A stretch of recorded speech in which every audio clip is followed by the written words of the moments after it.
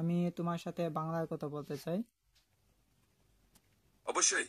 তুমি কিভাবে সাহায্য করতে পারি? আচ্ছা, আমি জানতে চাই যে বাংলাদেশের একজন প্রখ্যাত আলেম ছিলেন আল্লামা দেলোয়ার হুসাইন সাইদি রহিমাউল্লাহ। তো ওনার সম্পর্কে তোমার ধারণা কি? উনি ব্যক্তি হিসেবে কিরকম ছিলেন, তারপর ওনার জনপ্রিয়তা, আর উনি মানে কি ধরনের কাজ করতেন?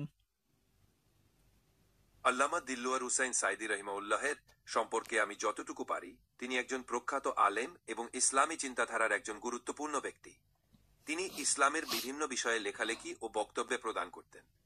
তার কাজের মধ্যে ইসলামিক শিক্ষা, ধর্মীয় উপদেশ এবং সমাজ সেবা অন্তর্ভুক্ত ছিল। তিনি সাধারণ মানুষকে ইসলামের সঠিক শিক্ষা দেওয়ার জন্য প্রচেষ্টা চালিয়ে গেছেন। আচ্ছা, উনি তো মানে অনেক সময় তাফসির করতেন, বক্তৃতা দিতেন। তো ওনার তাফসিরের দ্বারা মানুষ কি উপকৃত হচ্ছে নাকি অন্যদিকে ধাবিত হচ্ছে?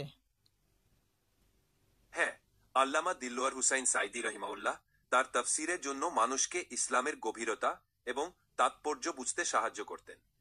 তার তাফসিরের মাধ্যমে তিনি কুরআনের বাণীকে সহজ ও স্পষ্টভাবে মানুষের কাছে উপস্থাপন করতেন, যা মানুষের জীবনে প্রয়োগ করতে সহায়ক ছিল। তার এই তাফসির ও ধর্মীয় শিক্ষার কাজ অনেক মানুষকে প্রভাবিত করেছে এবং তাদের জীবনকে আরো ভালোর পথে পরিচালিত করতে সাহায্য করেছে। আচ্ছা, উনি তো বাংলাদেশ জামায়াতে ইসলামীর সাথে জড়িত ছিলেন। তো তোমার ধারণা কি বাংলাদেশ জামায়াতে ইসলামী কি রকম দল?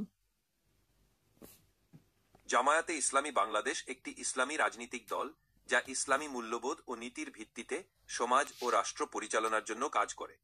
দলটি ইসলামী শিক্ষা, ন্যায় এবং সামাজিক ন্যায় বিচার প্রতিষ্ঠার জন্য বিভিন্ন কার্যক্রম পরিচালনা করে আসছে।